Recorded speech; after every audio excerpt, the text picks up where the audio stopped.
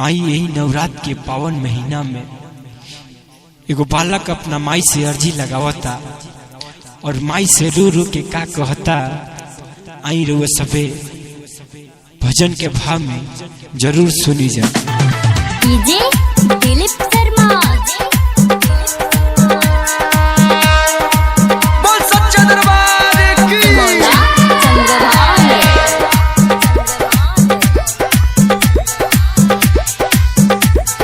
तू हंस के बोला तू ये माँ दुखावा हमारे सारा हट जाई। तू हंस के बोला तू ये माँ दुखावा हमारे सारा हट जाई। फिर दे तू मैया हम पे नजरिया, फिर दे तू मैया हम पे नजरिया, किस्मत हमार बदल जाई। तू हंस के बोला तू ये माँ दुखावा हमारे सारा हट जाई। तू हंस के बोला तू ये माँ दुखावा हमारे सारा हट जाई। तू हंस के बोला तू ये माँ दुखावा हमारे सारा हट जाई।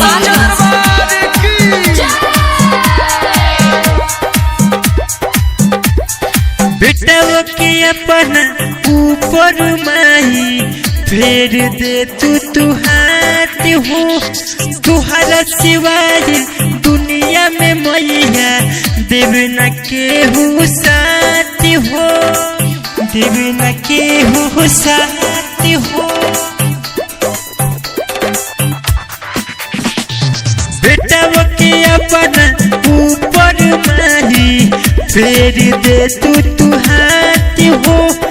तुहरा सिवाय दुनिया में मैया देव न के हो साथ हो, देव न के हो साथ हो। बोल सच्चा दरबार की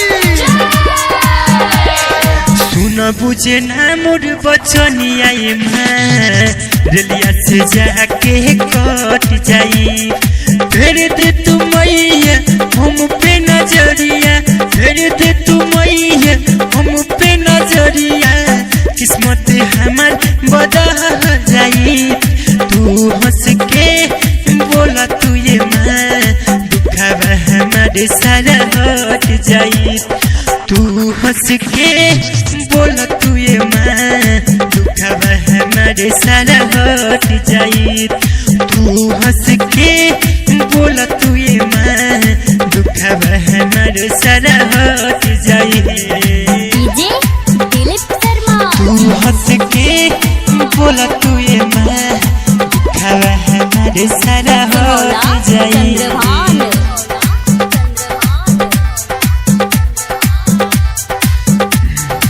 राइटर रंजीत कहेला चले तोहरा से पूरा संसार हो।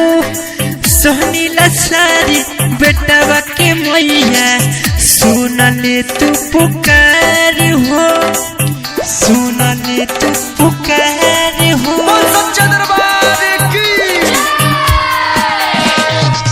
स्वर्गम संतोष कहेला चले तोहरा से पूरा संसार हो।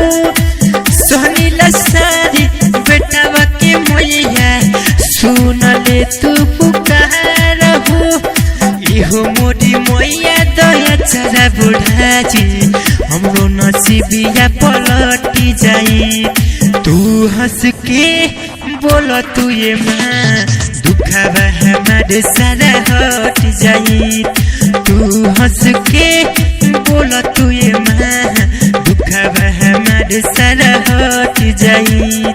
फिर दे तू मैया हम पे नजरिया, फिर दे तू मैया हम पे नजरिया, किस्मत हमार बदल जाई। तू हंस के बोला तू ये माँ दुखावा हमारे सारा हट जाई। तू हंस के बोला तू ये माँ दुखावा हमारे सारा हट जाई।